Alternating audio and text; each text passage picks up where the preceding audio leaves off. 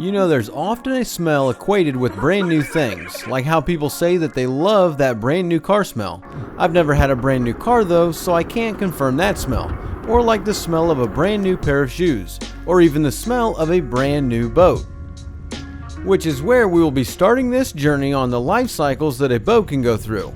Except a brand new boat usually smells like fiberglass though, which equals itching, so it's not really the best way to start off a relationship. But anywho, a brand new boat usually starts off its life in that first love phase of a relationship. This is the time in a boat's life where it is generally treated the best. The owner is still proud to call the vessel their very own, and this is when the boat's engine is getting broken in. It's usually getting cleaned on a regular basis, the covers are still being put on at night, and even getting that occasional detail where the gel coat gets a nice coat of wax put on it a couple times a year. Yes, the new boat phase is one of the best times in a boat's life, because this is the determining phase of the next phase, which is going to be how quickly a boat will meet its demise. The fork in the road on where the boat is going to end up. This section of a boat's life is going to be that used portion, the childhood years if you will, whether it goes down the used and abused road or the loved and cared for road. Anybody but me want to spend a weekend in Paris with that boat? This is when its first services are being performed and the beginning of the maintenance and care of the boat is being established and how the boat will be taken care of for the next couple years of its life. It's a defining moment which will establish which path the boat will go down. Usually additions are being put on the boat like electronics and fish finders, stereos, and other accessories that are really going to customize the boat to how the owner wants it to be. So if it doesn't go down the lightly used, loved and cared for road, but instead had to endure some abuse right out of the factory, then for the phases that we talk about here today, this will just happen at a much faster rate, which is one of the reasons that boats use hours over distance like in a car. We judge a car based on its mileage, where we judge a boat by its hours. Some boats will acquire 2,000 hours in a year compared to 2,000 hours over a 20-year period, or they may never even see 2,000 hours. So we can just shrink these phases into a 10-year period compared to say a 40 or 50-year lifespan for a boat. If it ends up going down that used and abused road, that is. But usually if a boat is getting 2,000 hours put on it in a year, that is some serious use. And that'll fall in the abuse category, simply because of the wear and tear that amount of use will put on the boat. The engines probably aren't getting flushed, the amount of stress on the welds of the metal on the boat, the fiberglass stress, the transom stress, it's just a lot of time and use for a boat. Defining the category of use throughout these years of the boat brings up the next phase, being the time that the boat gets sold to the next potentially proud owner. I say potentially because the phase after that will bring us into the project boat phase, based on how it's been treated over the first say 5 to 10 year section of its life. If it's the lightly used boat, then these are a great buy and will last for many years to come. These are the boats that get that love and care given to them since they were brand new. The ones that got the wax put on, regularly serviced, and maintained on a scheduled basis, as well as being covered up and kept protected against the weather, so they don't have that spotty or faded gel coat and the cushions aren't burned out from the sun beating down on them. Lightly used boats are the ones that will go on for many years to come through the midlife section of their existence. Usually you'll find these kinds of boats with only 1 or 2 owners over a period of 20 to 30 years, which helped keep them from being beat up, used, and abused.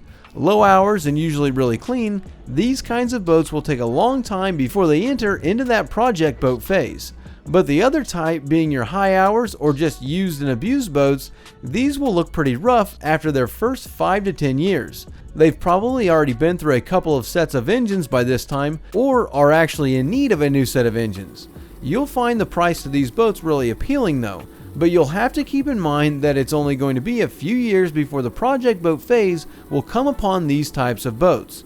This is when you'll get into major costs and damages, because when we move into the project boat phase, this is when you'll need to be prepared for what you take on. We're talking about having to deal with transom repairs, fuel tank replacements, engine repowers, T-top repairs, stringer issues, soft decks, chipping gel coat, blisters, leaking through-hull fittings, and who knows what else. Most of the components on the boat could be at the end of their life and are just around the corner of needing to be replaced. And we're talking about $1,000 repairs if not more.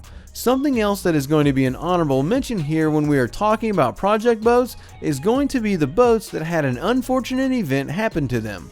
The ones that have sunk, caught fire, ran aground hard, or have other catastrophic damage to the boat that will need to be repaired, even though they weren't raised in the use and abuse section of a boat's life. A project boat can range from just needing to have a fuel tank put in it or have the transom replaced, but this is the type of an issue that is just big enough for many people to want to stray away from, seeing that they are reasonably a large job to take on. Lightly used boats that just need a new set of engines wouldn't really fit into this phase, because that is a more normal thing to happen during the middle of a boat's life.